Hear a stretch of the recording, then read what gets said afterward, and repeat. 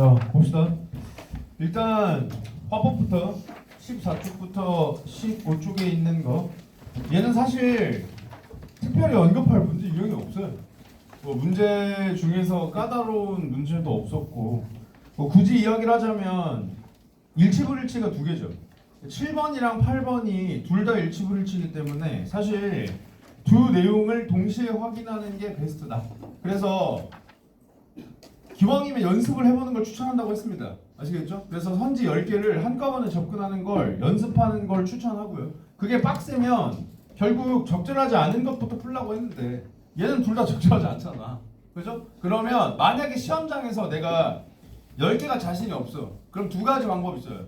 첫 번째로는 선지를 쭉 훑어봤을 때 보다 세부 정보를 요구하는 것 같은 걸 먼저 푼다. 두 번째는 문단 단위로 10개 선지를 다 확인한다. 이렇게 두 가지 방법이 있거든요. 그래서 두 방법 중에 원하는 걸 선택하셔서 접근하셔도 되고요. 그 다음에 9번 문제 같은 경우에는 1번 선지 같은 것만 좀 조심하면 되겠죠. 얘가 좀 그럴듯해 보이잖아. 그죠? 뭐 연안 생태계와 관련된 내용도 나오고, 그 다음에 뭔가 올바른 행동인 것 같고, 그죠? 그래서 요 내용만 좀 조심했으면 나머지 세트는 사실 크게 문제될 부분은 없었을 거라고 생각을 하고, 그 다음에 7번에 5번 선지에 비유적 표현 나오잖아요. 비유적 표현. 이게 문학에서도 비유적 표현이 나오는데 생각보다 화작에서 비유적 표현이 나왔을 때 이걸 못 잡는 애들이 많아요. 특히 조건에 맞춰 글쓰기에서 비유적 표현 사용하자 라고 했을 때 뭐가 비유인지 모르는 애들이 많은데, 우리가 비록 지금 화작 수업이지만 내가 계속 이야기하지만 화작만 하기엔 시간이 조금 아까우니까 문학과 관련된 내용이지만 화작에서도 자주 나오니까 비유가 뭔지 잠깐 설명하고 갑시다.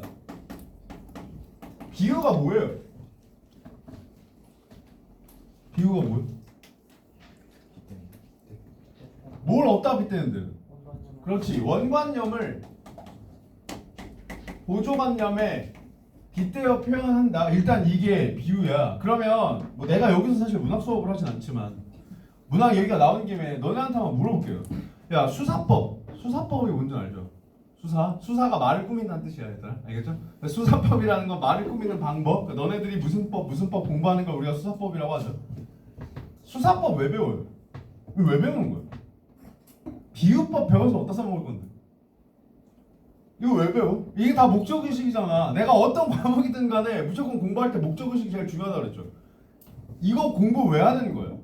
결과적으로 사실 수사법은 다 감상을 위해서 공부하는 거예요. 무슨 말이냐면 비유법의 핵심은 원관념을 보조관념에 빗대어 표현한다에 있다 그랬죠. 예를 들어서 내가 시를 쓰는데 사과 같은 내 얼굴이라고 썼어요. 비웃네. 사과 같은 내 얼굴이라고 썼어. 그러면 여기서 중요한 건 사과랑 내 얼굴이랑 유사성이 있다고 생각하니까 내 얼굴을 사과에 빗대어 표현하는 거죠. 그럼 여기서 유사성이 있다고 생각한 사람이 누구야? 주체가 누구야? 화자죠. 결국 서정갈래는 화자의 정서 파악의 핵심이죠. 그러니까 비유법이 나왔으면 화자가 왜 하필 여기에 빗댔지를 생각하는 거야. 무슨 말인지 알겠죠? 그게 감상이라고요. 그래서 비유법을 공부하는 겁니다. 일단 1차적으로 화작에서 나오는 비유법은 비유법의 종류만 알면 되니까. 너네들이 공부하는 비유법 뭐 있어? 직유가 뭔데요? 직접 비유하지 않는 건 뭔데요? 야, 비유가 이거라며. 그럼 다 이걸로 설명하면 돼. 이게 개념이니까. 우리 독서에서도 맨날 하죠? 상위 개념이잖아요. 공통점. 그러니까 밑에 비유법은 다 이걸로 설명이 가능해야 됩니다. 직유법은 원관념을 보조관념에 빗대어 표현할 때 연결 표현을 사용하는 거예요. 알겠죠? 뭐뭐 같이, 뭐뭐처럼, 뭐뭐 듯이, 뭐뭐 그냥 이런 거. 그 다음 은유는 뭐예요? 뭐 은근히 비유하는 거예요? 죽여버린다. 은유는 뭐야? 원관념을 보조관념에 빗대어 표현할 때 연결 표현 없이 빗대어 표현하는 거예요. 무슨 말인지 아시겠죠? 그 다음 이 TV 보고 있는 거야. 이상한데 기분이? 우리 애들 예능 보고 있는 거 같은데? 나 보고 웃고 있으면 안 돼? 자, 그 다음 또 뭐 있어? 얘네밖에 안 배워요, 너네? 대유. 대유. 좋아. 대유가 뭔데요? 아니 글자만 아는 거야? 대우가 뭔데? 부분으로 전체 표현. 알겠죠? 부분으로 전체 표현. 실제 일부분일 수도 있고 일부 특성일 수도 있어요. 원래는 문학에서는 그걸 제휴랑 환유로 구별하는데 너네들 고등학교 교육과정에서 그걸 구별할 필요가 없으니까 그냥 부분으로 전체 표현한다고 생각하면 돼. 예를 들어서 강호. 강호가 뭘 나타내? 그렇지. 자연을 나타내죠. 그러니까 강과 호수잖아. 원래 강호는. 강과 호수는 자연의 일부죠. 근데 그 일부 가지고 전체 자연을 표현했으니까 대유야. 무슨 말인지 아시겠죠? 그 다음 백이민족이 누구야? 미쳐버리겠네. 여기 혹시 중학교 1학년 예비 중일 수업 아니죠? 백이민족 우리 한민족. 우리 민족이 백이민족이잖아. 우리 민족 왜 백의 민족이야? 옛날에 외국인들이 우리나라 와서 봤는데 이 새끼들이 흰옷을 진짜 장창 입고 다니는 거예요. 얘네들은 흰옷 진짜 좋아하네. 그래서 백의 민족이 된 거거든요. 그러면 흰옷을 입는다는 건 우리 민족의 특성 중 일부죠. 그걸 가지고 우리 민족을 나타냈으니까 역시 대유예요. 무슨 말인지 알겠죠? 이런 것들이 대유. 또 화류는 뭔데요?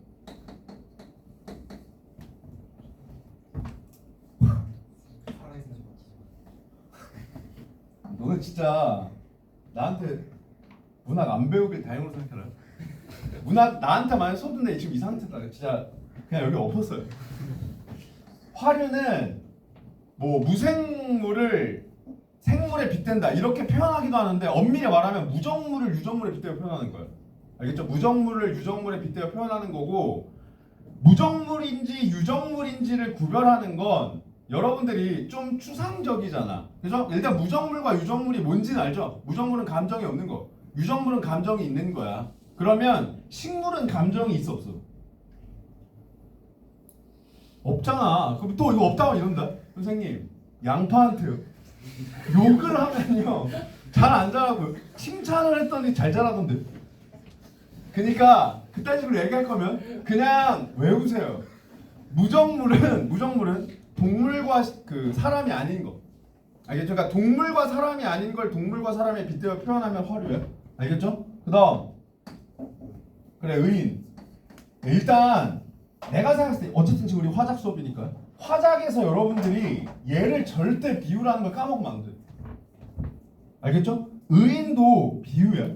알겠죠? 이거를 까먹으면 안 돼. 얘를 놓치면 비유법을 활용하자 이걸 조건에 줬을 때 너네들이 생각보다 이 의인이 비유라는 걸 망각하고 못 고르는 경우가 있어. 알겠죠? 그러니까 이거를 꼭 생각하시고 의인은 뭐예요?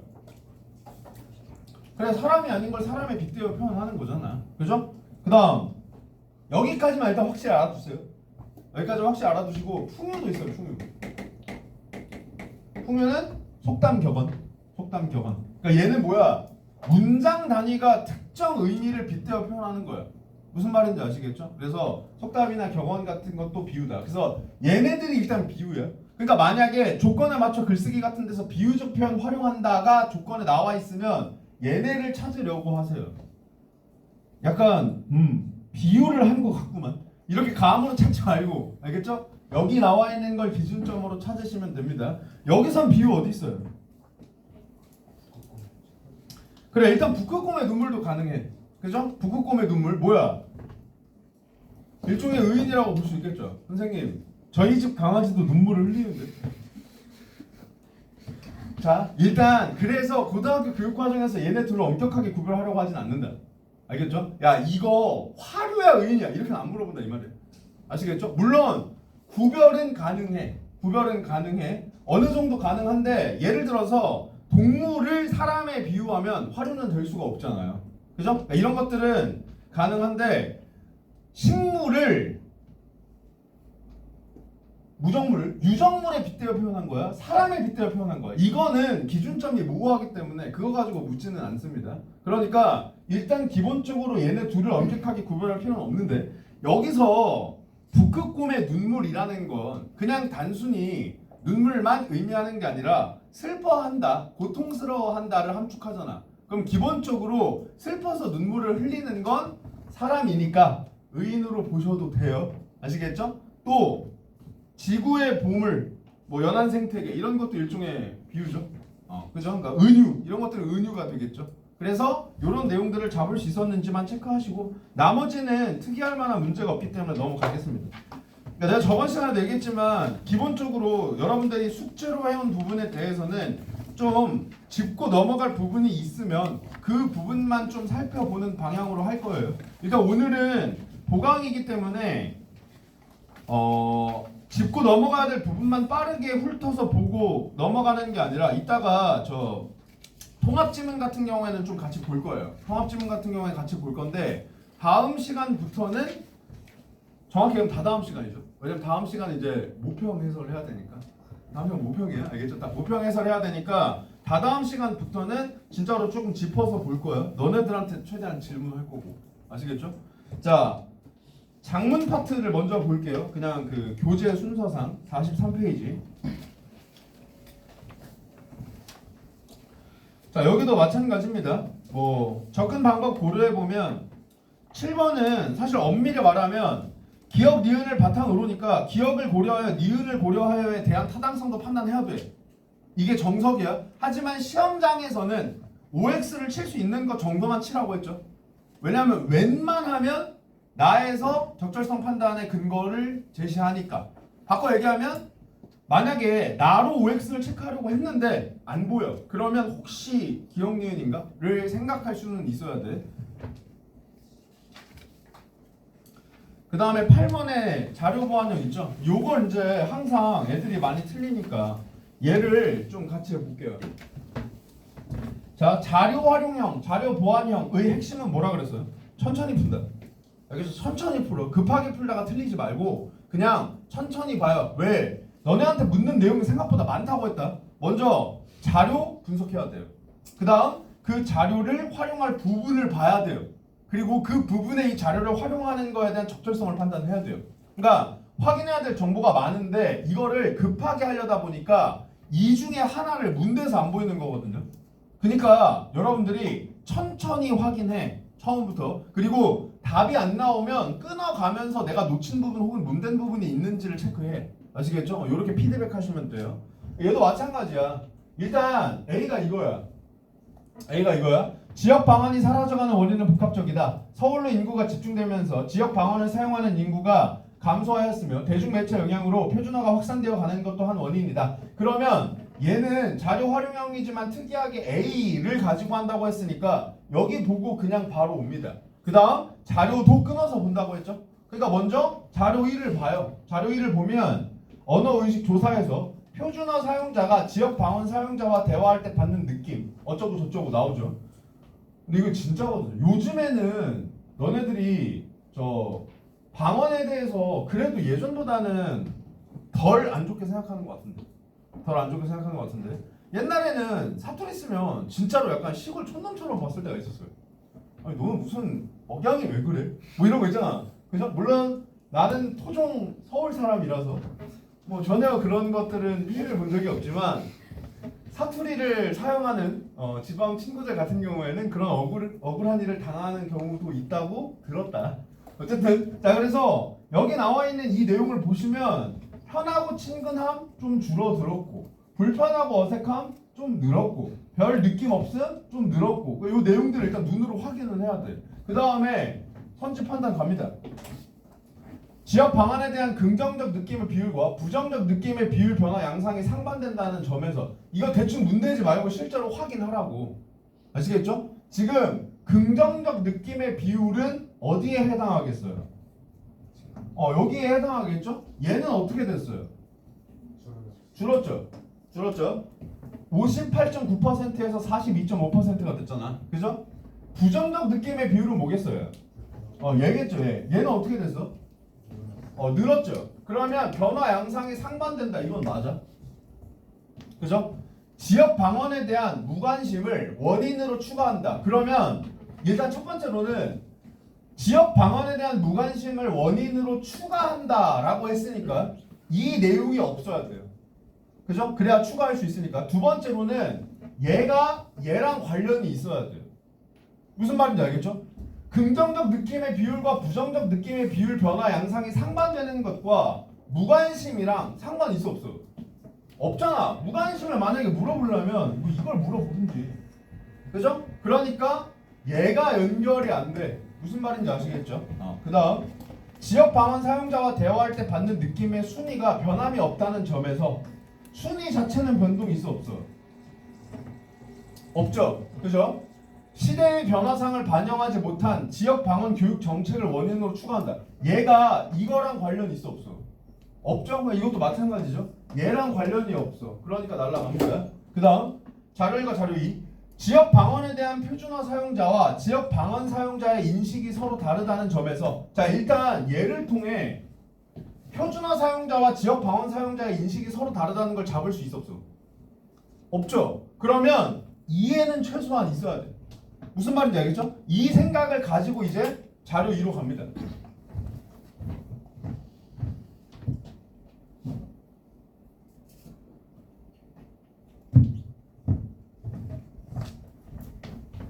자 그럼 자료 1을 봐. 전문가 인터뷰야. 방언 사용 지역에서는 관공서와 학교 등에서 표준어가 높은 비율로 사용되는 것이 일반적이었어요. 그런데 최근 조사에 따르면 일상생활에서도 표준어가 상당히 높은 비율로 사용되고 있습니다. 아무래도 표준어가 세련된 느낌을 준다고 생각하기 때문이겠죠. 자 일단 여기를 읽어봐도 아까 우리가 확인하라고 했던 표준어 사용자와 지역방언 사용자의 인식이 다르다는 내용이 있어 없어? 없죠. 여길 봐도 없죠. 그러니까 이제 날라가고 그 다음 자료 2와 관련된 선지도 체크하는 거죠. 표준어와 지역방언을 구분하여 사용해야 한다는 인식이 부족하다. 요 내용이 구분해서 사용해야 한다는 인식이 부족하다는 관련이 있어 없어? 없죠? 날라가고. 그럼 정답은 4번일 텐데 공식적 상황에서 사용하는 표준어를 일상에서도 사용하려는 경향이 있다는 점에서 그죠? 그 다음 방언을 사용해도 되는 상황에서도 표준어를 쓰려는 태도를 원인으로 추가한다. 이게 이 태도랑 일단 관련이 있고요. 원인으로 추가한다고 했으니까 이 태도가 여기엔 없어야 되죠? 여기엔 없죠. 그러니까 정답 4번 이렇게 골라야 돼. 무슨 말인지 알겠죠? 그러니까 이게 생각보다 체크해야 될 게 많아. 근데 내가 오늘 독서 시간에도 이야기했지만 이거를 반드시 이렇게 순서대로 체크할 필요는 없어요. 아닌 게 확실히 보이면 그걸로 그냥 꺼도 돼. 그걸 꺼도 돼. 근데 중요한 건 정답으로 고를 N은 이 정도까지 체크해야 돼. 무슨 말인지 알겠죠? 내가 마킹하려 했잖아. 걔는 이 정도까지 체크해야 돼. 그래야지 실수를 줄여요. 근데 계속 얘기하지만 화작은 단순히 빨리 푼다를 넘어서서 다 맞으려고 해야 돼. 화작을 틀리면 병신이야. 이게 아니라 내가 맨날 얘기하지만 너네들이 전체 문제 세트를 통틀어서 맞을 확률이 가장 높은 게 화작인 건 사실이잖아. 그죠? 문학이나 독서에 비해서는 쉽잖아. 그러니까 얘를 다 맞으려고 해야 된다. 아시겠죠? 빨리 풀려다가 실수로 틀리지 마시고. 자, 그 다음에 통합형으로 갑니다. 통합형.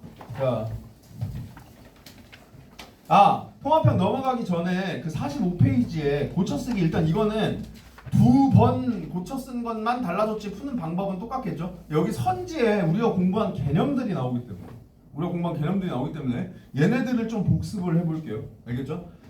야, 9번에 1번 선지에 글의 흐름에서 벗어나는 문장이 있으니까 이를 삭제하자. 이거 뭐 고려하는 거야? 그래, 통일성 나와야 돼. 그죠? 그러니까 9번에 1번의 B나 9번에 2번의 B나 사실 똑같은 말이에요. 그 다음에 3번에 문장 간 연결이 긴밀하지 않으니 연결 표현을 추가한다. 이건 뭐 고려하는 거야? 그래, 응집성 나와야 돼. 알겠죠? 우리 공부한 거야. 화작 개념 없는 거 아니라고 했다. 알겠죠? 배운 거 그냥 그때그때 갈무리 하라고. 아시겠죠? 그 다음에 4번에 담화표지. 담화표지 뭐였어요? 그렇지. 말과 글에서 표지판 역할을 수행하는 애. 표지판 역할을 수행하는 애가 담화표지였다. 요거 그냥 간략하게 복습만 하고. 자, 넘어갑니다. 80페이지.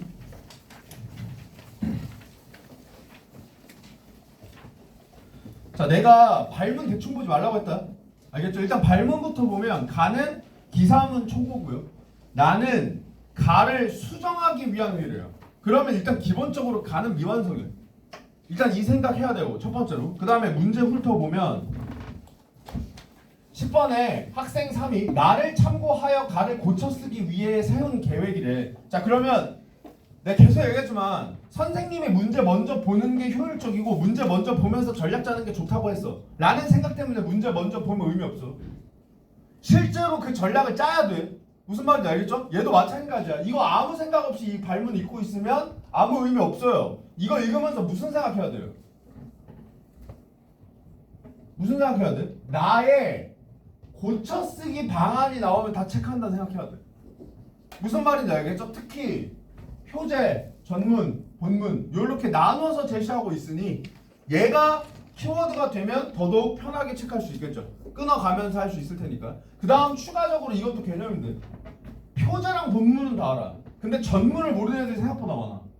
기사문의 전문이 뭐야? 전체 글이야? 그거 아니야? 알겠죠? 전문은 뭐야? 전체 글 요약이야. 근데 전문에서 지켜야 될 건 뭐야? 육하 원칙이야. 그게 이 문제 세트에 나오죠. 그러니까 이런 것들은 그냥 나왔을 때 바로 체크해. 아시겠죠? 기사문에서 전문이라는 양식이 너네들한테 조금 낯설 수 있으니까 아 전문이 이런 거구나. 전체를 육하 원칙에 따라 요약한 거구나를 예시로 머릿속에 추가해 두라고. 무슨 말인지 알겠죠? 자, 그 다음 나를 바탕으로 할 때 가의 마지막 부분에 추가로 작성할 내용으로 가장 적절한 걸 고르라. 이것도 마찬가지죠. 문제 보면서 무슨 생각해야 돼? 마지막 부분과 관련된 거 체크해야겠다. 이 생각해야죠. 그죠? 자, 그 다음 대화를 그리고 고려할 때 기억에서 미흡. 이거는 나올 때마다 체크해야겠다. 그 다음 A, B 담아야 되는 이거 A 끊고 A와 관련된 걸 체크하고 남은 거 B로 체크해야겠다. 요 생각하면 되겠죠? 자, 그러면 이게 간데 얘는 정독할 필요가 없죠. 이걸 천천히 읽고 있을 필요가 없어. 왜? 우리가 이 세트를 읽는 이유는 뭐야? 결국 문제를 해결하기 위함인데 얘랑 관련된 문제 없었잖아. 다 이걸 고쳐 쓴다고만 했지. 그죠? 그러니까 어떤 걸 고쳐 쓸지를 미리 예측하기 위해서 훑어보는 정도면 충분해요. 그죠? 그러니까 이거는 그냥 빠르게 훑어요. 그냥 쭉 읽어. 그 다음 바로 나를 정독하기 시작해야 돼. 무슨 말인지 알죠? 결국 이 전체 세트 핵심은 다 여기에 있으니까. 화재 동행 마라톤 행사를 다룬 기사문 검토하자 하면서 표제와 전문에 대해 논의하죠. 그러면 여기서 이거 체크해야 돼. 왜? 우리 아까 고쳐쓰기에서 물어볼 거 알고 있죠? 고쳐쓰기에서 물어볼 거 이미 알고 있죠?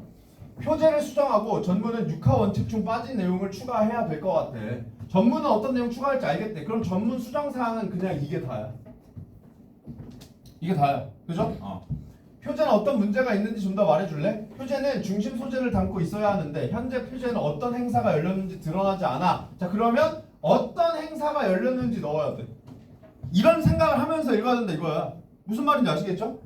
그러게 표제에 그런 문제가 있었구나. 그리고 행사의 의미를 비유적 표현 또 나왔네.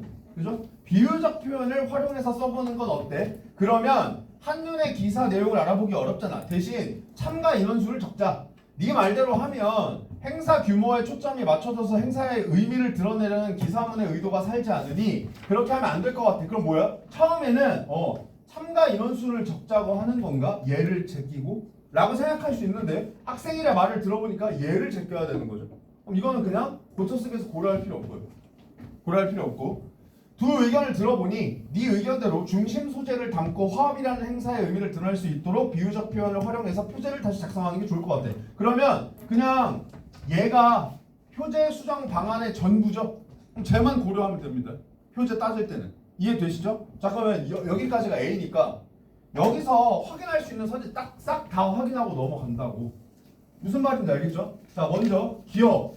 네 말을 들으니 전문은 어떤 내용을 추가해야 할지 알겠는데 표제는 어떤 문제가 있는지 좀 더 말해줄래? 추가적인 정보가 필요한 부분에 대한 설명 요청한다. 맞아 틀려? 가능하죠. 그 다음 네 말대로 하면 행사 규모에 초점이 맞춰져서 행사의 의미를 드러내려는 기사문의 의도가 살지 않으니까 그렇게 하면 안 될 것 같아. 상대의 제안은 기사문에서 강조하려는 바와 달라지게 한다고 판단하여 반대 의사를 전달한다. 가능해 불가능해? 가능하죠. 자, 그 다음 A와 관련된 걸 쭉 체크하는 거죠. A 읽었으니까. 학생 3은 학생 1과 학생 2의 의견이 대립하는 상황에서 양측의 절충안. 내가 이거 계속 나온다고 했잖아. 또 나오잖아. 그죠? 절충 뭐라 그랬어? 그렇죠. 한 발자국씩 양보하는 거. 지금 절충한 제시 맞아 틀려요? 아니죠. 그냥 한쪽 의견을 수용하는 거죠. 내가 얘기했죠. 한쪽 의견 수용은 절충이 아니야. 그러니까 이거 그냥 바로 날라가고. A에서 학생 3은 학생 1의 의견을 수용한다. 자, 학생 3이 학생 1의 의견을 수용하는 부분 있어 없어? 있어 없어? 어디? 이런 거잖아, 이런 거. 그죠? 이런 거. 그럼 얘는 가능해. 얘는 가능해. 그다음 A 학생 1이 학생 2의 의견에 타당성 인정. 학생 1이 학생 2 타당성 인정하는 부분이 있어 없어? 없죠? 날라갑니다. 여기서 날라가요. 그다음 A 학생 2가 학생 1이 제시한 의견을 점검한다. 2가 1이 제시한 의견 점검하는 부분 있어 없어? 얘는 이따가 볼 수 있죠. 이거 그죠? 얘가 이게 학생 1의 의견인데 학생 1의 의견인데 이거에 대해서 그러면 기사 내용을 알아보기 어렵다 라고 자신이 점검해서 이야기하는 거라고 볼 수 있어요. 그죠? 그럼 이것도 A 입장에서는 가능해. 그러면 날라간 거 제끼고 1, 4 제끼고 나머지 B 가지고 체크해야겠다고 생각하면 됩니다. 무슨 말인지 알겠죠? 그 다음 추가적으로 표제, 그 다음 전문, 수정 방안 나왔으니까 표제, 수정 기억해야 될 거 뭐야? 중심 소재 담고 화합이라는 행사의 의미를 드러낼 수 있도록 비유적 표현을 활용하자. 그죠? 그러면 일단 비유적 표현 어디 있어요? 그래, 얘가 뭔데요? 그래, 학생이랑 선생님들을 은유하고 있는 거잖아. 그죠? 정확히 얘기하면 이건 상징인데 어차피 고등학교 교육과정에서 비유랑 상징을 구별하지 않아요. 그러니까 이거 그냥 은유라고 생각해도 돼. 그리고 행사가 뭐야? 중심 소재. 아, 마라톤 이거잖아. 그럼 가능하죠. 그 다음 전문은 6하원칙 따지라 그랬죠. 6하원칙이 뭐예요? 그래, 설마 이것도 대답 못하나 했다. 이거 대답 못했으면 진짜 나 무릎 꿇고 좌절할지도 몰랐어. 6하원칙 다 알죠? 걔 하나씩 체크하면 돼. 일단 뭐 있어? 언제, 그죠? 어디서, 누가, 무엇을이 뭐야? 이거지 이거? 무엇을 어떻게 몇 센치 달고 어떻게 왜 돕기 위해. 그죠? 그러니까 가능하죠? 이렇게 체크하면 된다고. 무슨 말인지 알겠죠? 나머지도 마찬가지야. 나머지도 이렇게 쭉 읽고 B 끝났으니까 디귿과 관련된 거 체크하고 B 관련된 거 체크하고 이렇게 확인하는 방식으로 푸시면 됩니다. 그래서 얘는 접근 방법이 특히 통합지문 같은 경우에는 요즘에 더더욱 중요해지고 있죠. 당장 이번에 우리가 치를 6월 모평에서도 통합지문에서 기존의 트렌드가 계속 유지된다면 너네들의 시간을 뺏으려는 의도가 다분히 보일 가능성이 높아요. 그러니까 그럴 때일수록 효율적으로 접근하는 방법을 고민하는 게 상당히 중요합니다. 아시겠죠? 그래서 그 부분에 대해서 다시 한번 생각해 보시면서 내가 독서 때도 얘기했지만 6월 모평 보실 때 제발 읽지도 못하고 찍는 문제가 없도록 여러분들이 모르는 거 빨리 세모 치는 거 그걸 좀 의식해서 하시길 바라고 다음 시간 숙제는 6월 모평의 화작 파트를 분석해 오면 돼요. 근거를 체크해와. 알겠죠? 근거를 체크해와. 그래서 다음 시간에는 6월 모평 화작에 대한 총평이랑 볼 수 있는 때까지 아마 내 생각에는 1시간은 안 될 거예요. 한 2주 해야 될 거예요. 2주 해야 될 거예요. 그래서 2주에 걸쳐서 왜냐면 6월 모평은 당장 올해 수능이랑 직결되니까 그냥 대충 보고 넘어갈 수 없어요. 걔는 뭘 물어봤고 그러면 우리가 여기서 무슨 생각을 했어야 됐고 이런 부분들을 다 고려를 해봐야 되기 때문에 한 2주에 걸쳐서 볼 테니까 다음 주에 화작 근거 체크해 오시고 그러니까 화법, 장문, 통합 다 얘기하는 거예요. 분석해 오시고 얘를 숙제로 해 오시기 바랍니다. 아시겠죠? 네. 고생하셨습니다.